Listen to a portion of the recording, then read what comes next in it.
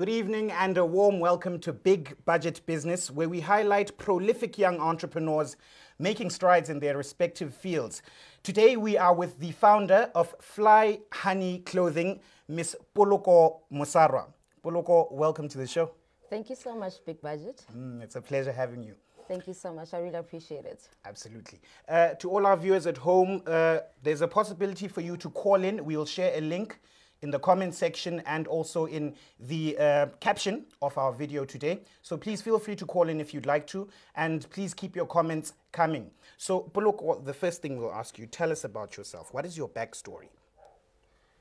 Thank you so much, first and foremost, for having me on your show. Such a great honor. You being a native of Lobate and me being a native of Lobate. Represent. It's so much love and I really appreciate it. I was born and bred in Lobate. You know, I did my primary in Lobate, junior school, senior school, and then I went to Francistown for tertiary education, and then I went into corporate from 2012 until about 2 years ago, where it all started for me to do and start my clothing brand being PhlyHoney Clothing. But that is not where it started, you know.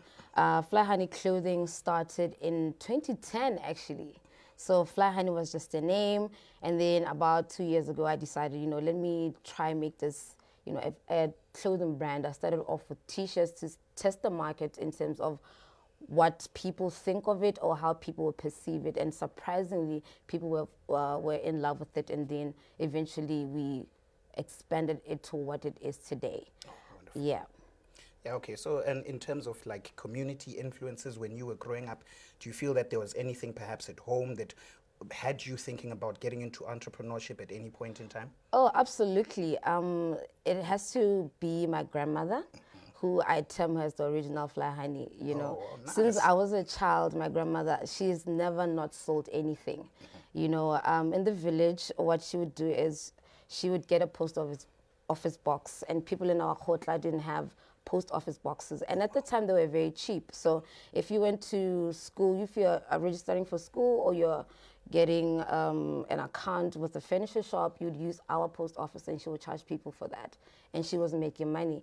And at some point, she had a tech shop. At some point, she was selling chips. At some point, she was selling wood. And that inspired me a lot to want to start business. So when I was in junior school, a funny story actually, I would like to believe I was one of the naughty kids, but not so naughty. All right. So I came up with an innovative way of selling lollipops in class during study. Okay. They were white in color. They were not covered in plastics, meaning that I could sell them easily and they wouldn't color your mouth. Oh. And that's when I started making money, Nice. I made money so that I could buy myself stuff. If it was, an instrument for school or a calculator, or maybe help another student or anything of that sort that I needed in my everyday life at school, And I remember even in senior school, I had a business partner, Maungo. She's going to kill me for this. Shout out Maungo Lebakeng. Yeah, we were selling sweets in senior school, in class, and also around other classes. And I've always sold something at some point, to have extra money, because I believe that financial freedom is very important, especially as a young person, especially as a female in society, for you to be able to buy stuff that you need for yourself. So, yeah, but our business didn't go far with, my business partner at the time. And I never, let down. I never stopped selling something, And when I went to college, I kind of stopped. And when I went into corporate, the 7 years that I spent there, I was just like, this is not what I want to be. This is not what I want to do. And I'm interested in fashion and the entertainment industry, and most importantly, making money one way or the other. Of course, no, that's true. We can't run away from that. Yeah. Wonderful. So what I picked up from your story is that, okay, from the foundation, there was something that had exposed you to the entrepreneurial culture. Yes. Being your grandma, the original PhlyHoney. Yes. Which is great. Yeah. So you picked up a few lessons from there. Yes. And then, like you said, she started by using the post box method, Yes, and yeah. no one else was doing it. No one. The same way you were in high school using the white lollipops. Yes. Which couldn't be detected in the Yes. lights. No, that's great. Innovation. Exactly, it's important. It's Yeah. important. So, young entrepreneurs out there, think of something innovative or different that you can do to serve a different market. You also said that you didn't stop per se. Like when you went to high school and Yeah. varsity thereafter, it kept going. You Yes. just kept it going. So resilience is important for us. Yes, As it entrepreneurs. was always a nagging feeling, and I always felt like if I don't do it now, I'm still in my 20s, and if I don't do it now, I'll be in my 50s regretting it. Wow. So it's better for me to take a leap of faith now. If I fail, I fail, and I still have enough time for me to go back into the corporate world and pursue it. Unlike if I just stay there for like the next 30 years, and I find myself in my 60s regretting not having taken that opportunity. So I took a leap of faith. A lot of people around me were against it. Certainly. I honestly feel it came from a very loving place because these are people around me who cared for me, who loved me, but at the end of the day, they could see my resilience, my persistence, and they have since supported me because the brand is growing and we have expanded our product from T-shirts. We have now bucket hats, we have openers, we have mirrors, we have sanitizers, we have packages, we have, sweaters are coming, jackets are coming, and we are constantly growing with every season. Yeah. Wonderful. Thank you. I think we'll get in depth into the business and what it does. Okay. Ladies and gentlemen, we are live here on Big Budget Business speaking to Poloko Mosarwa, who is the founder of PhlyHoney Clothing. PhlyHoney, make some money. Tell us about that. Okay. It was around the time when the word fly was, popular. I think it was around 2010. Yeah. You got songs, everybody, I'm so fly, Oh, you yes, know. I can't And help then I used that as my middle name, PhlyHoney as my middle name on Facebook. And I've since had it. And at the time, I had a friend, Jonathan Tau, who's like an amazing graphic designer. Okay. He made me the logo that you guys see now, the PhlyHoney logo that you see on everything. And I've had it since 2010. So about 2 years ago, that's when I was like, I need to put this into use, Yes, I have left the corporate industry, now I'm in the entertainment industry. And also, one thing that I want to strongly emphasize is that when you are in the entertainment industry, you have to diversify what you do. Okay. You have to do different products. You have to do different activities that would aid you to live successfully, like different income streams. So I chose clothing because I love clothing. I love fashion. I've never missed red carpet events. I'm always out there, and I wanted to extend my vibe or my fashion sense to people, to PhlyHoneys, because I believe there's so many PhlyHoneys out there. So yeah, like I said, from 2010 I had the logo and I never used it, and then I decided this is the time. And since then I've never looked back because the hunger is there. People are always asking for more. Why don't you make this? Why don't you do for kids? Why don't you say Fly Buddy? It's like you're catering for men only. So it's just constantly learning from my customers and my clients in terms of what they expect and how they wish for me to serve them.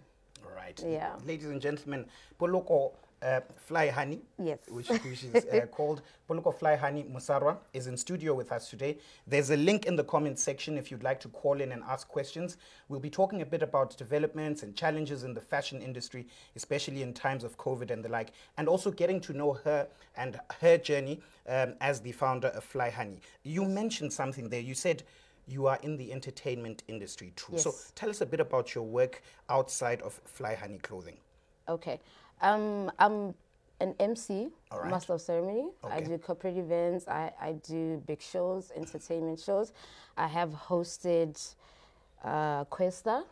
I've hosted AKA. Wonderful. I have shared the stage with the likes of Benti, with the likes of Root the DJ, with the likes of Scoop Makatini, DJ Milkshake from South Africa. I've also worked in SA as well, and Namibia. So that is my main line of work in the entertainment industry. And then the fashion side, which is the PhlyHoney Clothing side, is what I expressed earlier on, to say you need to diversify when you're in the entertainment industry. So that's how I managed to do the two things, to put the two things together. Okay. Yeah. Wonderful. We've already got a comment here, but I'd want you to address this a bit later in the show. Okay. Thank you to Cass the Spoko, who says, where can we find her merchandise? Thank you for that, Cass the Spoko. She'll get into that a bit later. But thanks so much for your comment. Ladies and gentlemen, like I said, please keep your comments coming. Let's engage with Poloko PhlyHoney Mosarwa to understand her perspective as a fashion entrepreneur and entertainment industry individual. So now what I wanted to ask was, you see, COVID-19 has posed a lot of challenges. Absolutely. For industries, a wide range of industries. Maybe tell us about, from a fashion perspective, how you think you as a fashion entrepreneur have been affected by it. And if you are meeting these challenges, how are you doing that? Okay. I will tell you a personal story that happened to me. I struggle with finding quality clothing here in Botswana. And I really care about what I put out to my clients, what I sell to people. Absolutely. I particularly won't sell something that I cannot wear. You know, I always test the quality. So prior to COVID-19, earlier in the early 2019, about March, I'd found some perfect clothing in our neighboring country, South Africa. I'd paid for everything, logistics, they were supposed to arrive. I believe the 1st of April, but then South Africa went to lockdown a couple of days before us. Yes. And then April 1st or 2nd day, we went into lockdown. I never got my stuff. Wow. And people had placed in their orders.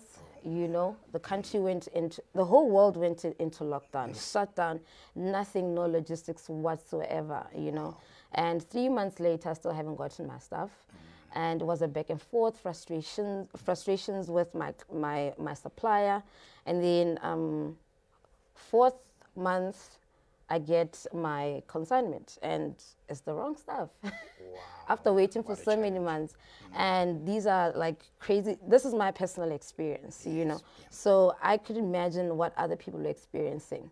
The other thing is, I normally put my brand out to international fashion shows. There's the South African Mercedes-Benz Fashion Week, which I had taken my brand before extending it to the public. I'd taken it there, you know, and I couldn't attend it because, you know, even the virtual one that was supposed to happen, I just couldn't attend it as well or put my stuff out there because of the frustrations and also the restrictions and the limitations and stuff like that.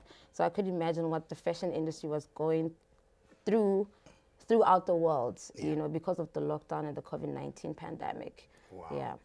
Wow. So, hey, that's quite the challenge, and I'm sure a lot of people might have faced the same thing. But would you say, in terms of other means of reaching people have started using like online platforms more and sales? For you, how have these challenges shaped your current strategy for PhlyHoney Clothing? Absolutely. You know, when you sell a product, it's about you acquiring it as the supplier, and then making sure that it gets to the consumer. Absolutely. In between all of that, there's logistics, there's communication, there's a payment plan. How are you paying it? And I found that it's the most important and most useful tool right now is the WhatsApp business. WhatsApp business is quite amazing. People are always on WhatsApp. People are using their smartphones, and also Facebook being integrated with WhatsApp. A lot of people are on Facebook, and you know, people are able to send and access our catalog and say, this is what I want. The prices are there, and they're able to choose the sizes, the colors are there, and they're able to say, this is where I am. And in terms of logistics and getting the product to the consumer, I haven't had a lot of challenges because I tend to use a courier service that is most reliable. I don't know if I should mention it. Wonderful. Let's mention PhlyHoney for now. Okay. Yes.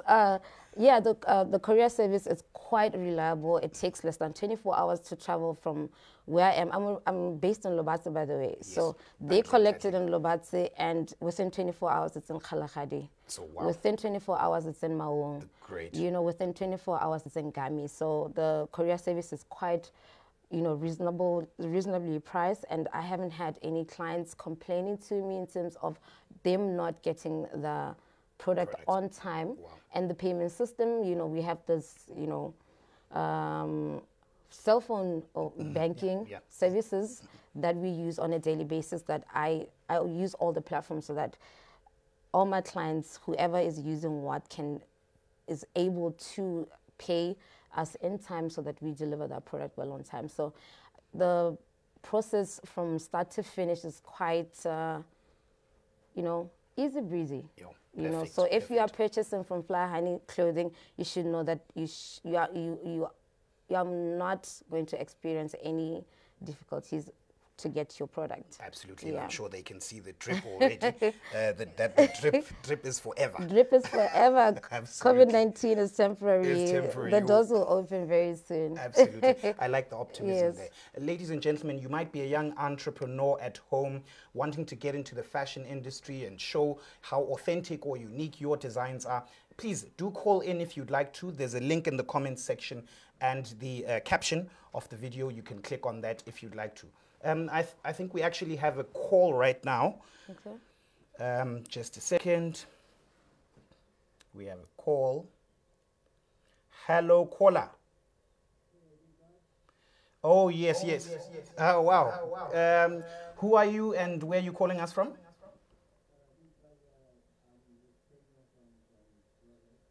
Oh, Peño, how's it going?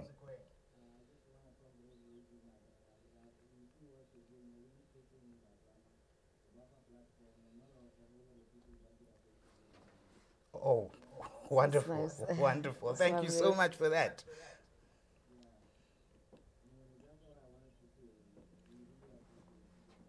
Wow, no, thank you very much for that, Peño. Wow, and I like your drip too, because today is about fashion, so yeah, I like your drip. Thank you so much for that, Peño. Wow, great. That was our caller there, Peño, who is commenting on our show. We really appreciate that. It's a huge effort. Thank you from me, Big Budget, and the team, Black Network, Moana Pictures. We also have a comment here from Mau Rams Boitsepo. That's my friend Maungo. Oh, okay, that's Maungo. Shout out to you. And she says, baby girl, we are watching and loving every bit. Thank you so much for that, Mau Rams Boitsepo. So please keep your comments coming. If you'd like to engage with our fashion fundi here, please, this is your opportunity. So let's talk a bit more about, you know, those challenges.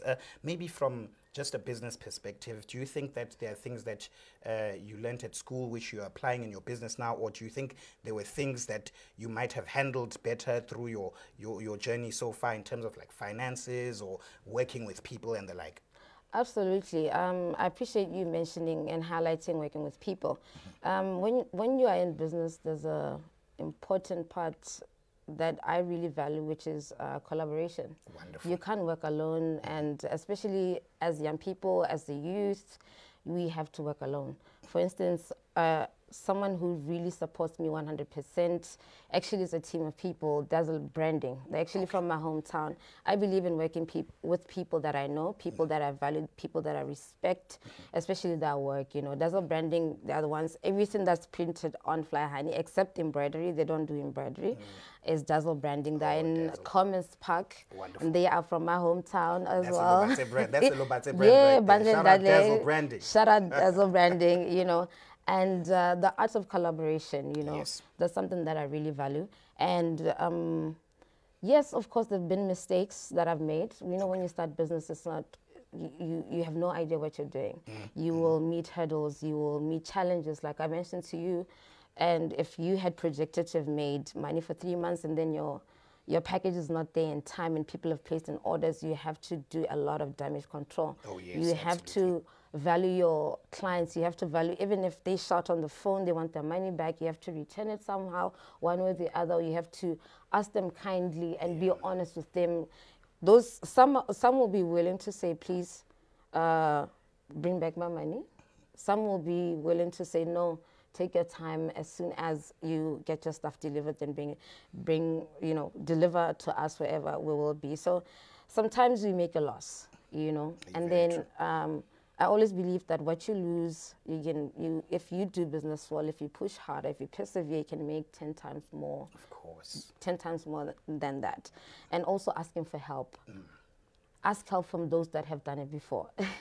Don't sit there and say, oh, they're copying from me. Oh, I'm better than everybody else. You'll be surprised to find out how some people who are in the same business as you are have done well.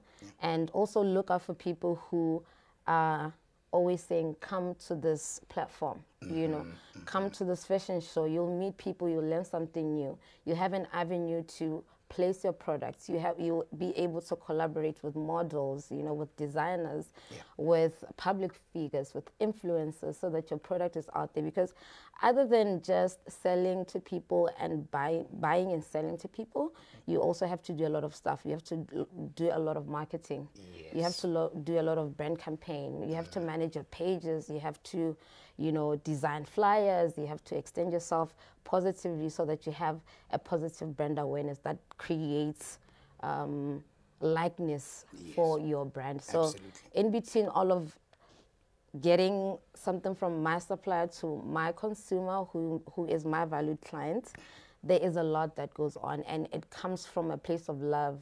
It comes from a place of, I really want you to enjoy this garment. I really want you to say, yo, this bucket hat, what am I going to match it with? Yes, this sweater, what am I going to match it with? Oh, I'm going to buy this for my girlfriend. I'm going to buy this for my partner, for my son.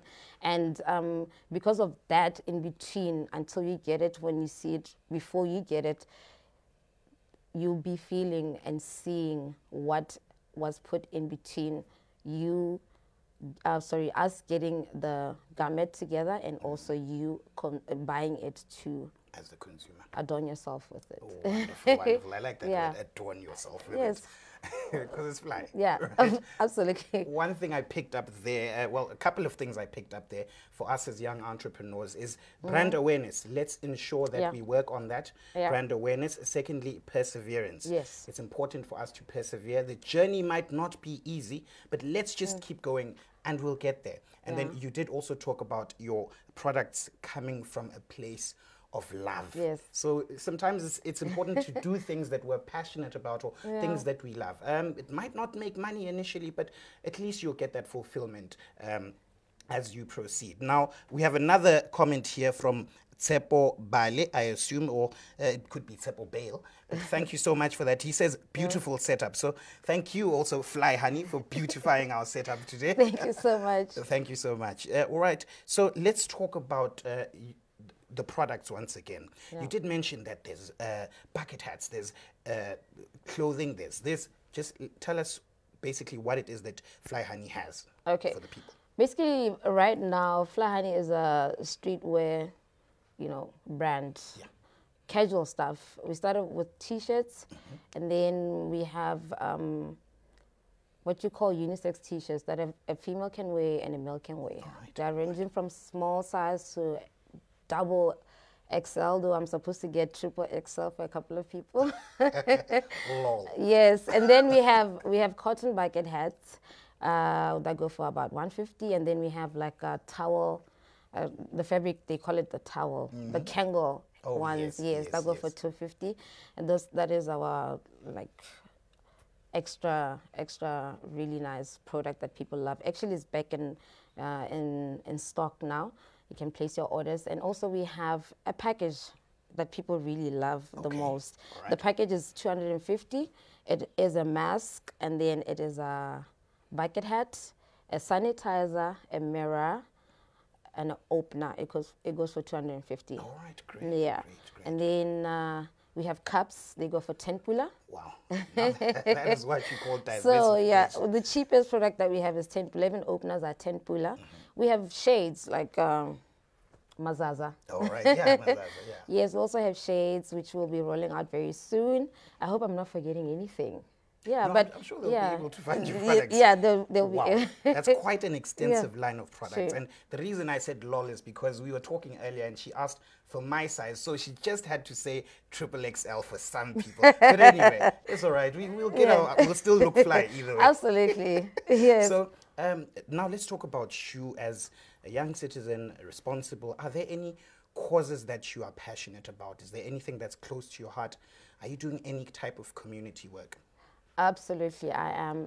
Recently, I joined a training under the United Nations Sustainable Development Goals 2030. Wow. And the training was for all of them. They about, has it 17? Yes.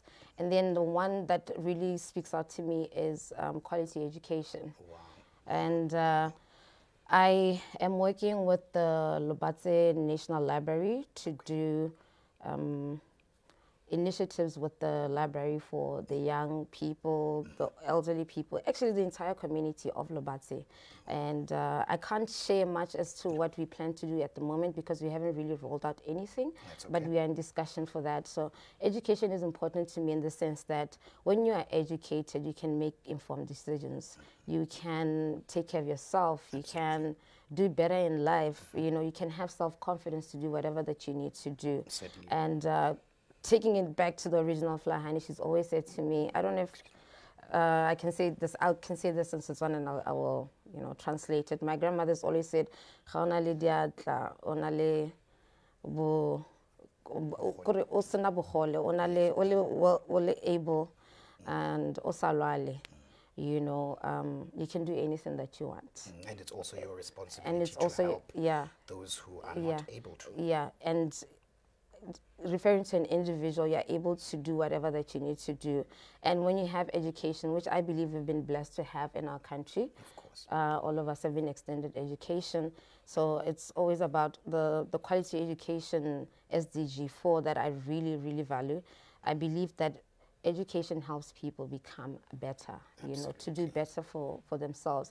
And another thing, we have, I have another company called PhlyHoney Events. Okay, PhlyHoney Events. Nice, Yeah, nice. so PhlyHoney Events, we have corporate social responsibility. At the moment, we had a very big show in December 2018. Yes, we had a big show. It was New Year's Eve. Okay. In Lobatse, the old Lobatse Stadium, and I asked the event goers to pay any amount, any note that they had, 10 pula, 20 pula, 50 pula, 100 pula, 200 pula. We didn't have a set amount for entrance, for entry, you know, and we made a couple of thousands for that. Wow. And then we went to the Lobatse Town Council and we asked them to identify a family that would benefit from those gate takings because I had pledged to everyone who went there that they will serve in that community with that amount of money. So we are yet to paint for that family and give them clothing for the year and also food for the year. And this extends to the event goers and the people of Lobatse. At that time, we made a promise to them that we will do such, and it's coming.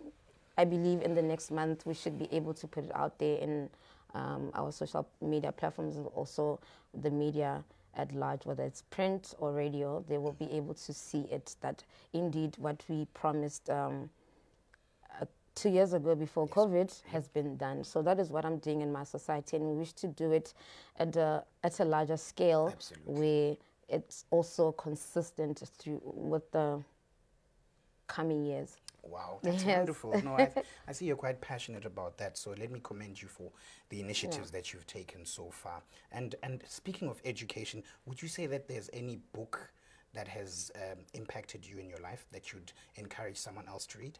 Absolutely. I read this book in 2009. It was extended to me by my friend. His name is Harold Machale. He's an SA now. It's called The Outliers by Malcolm Gladwell. He's actually my favorite author. Oh, wow, no, that's a brilliant book. Yeah, it's a brilliant book. So It has shaped me to be who I am, to be persistent, to not let anything stop me from achieving my goals and focusing on what I want. Trust me, there've been people who've said you can't do this. Oh, yes, Why? sure. You are a girl, what are you doing? You know, only men can do this, or who do you think you are, type of thing. And if you're a young girl at home and you're watching me now, girl, keep pushing, keep doing what you want to do, be an outlier, and be persistent and persevere. Wow. Two great comments here. We've got one from Khale Reginald Malefo, who says, good going, Poloko PhlyHoney Mosarwa. Yeah. Beautiful merchandise, I must say. That's a good friend of mine, also from Lubate. Wonderful. Thank you so much for that. And then also, sorry to cut you short there, and also Inspector, I take it the INSP is for Inspector, Kope Bakang, who says, excellent broadcast. So thank you so much. We love it when you guys comment on our guests and as well as the show, because we're trying to give you a quality product too. So we appreciate that. Yeah. Now, PhlyHoney, how can you be reached and contacted for all of these things? Okay, this is our WhatsApp business line, 72894006. 72894006. We are on Instagram, Twitter, and Facebook. On Facebook and Instagram, we have PhlyHoney Clothing, spelled PhlyHoney Clothing, PhlyHoney Clothing. And also on Twitter, we have PhlyHoney Clothing, but the official handle is our tagline, make some money _ PhlyHoney make some money. Can you repeat the WhatsApp business line again? 72894006. Wonderful. Yeah. Ladies and gentlemen, there we have it. Poloko Mosarwa, founder of PhlyHoney Clothing. PhlyHoney make some money. Let me thank you so much. Thank you so much for having been on the show. Thank you so much, Big Budget. I really appreciate it. Wonderful. Ladies and gentlemen, don't go anywhere. We're going to take a 2-minute break and we will be right back.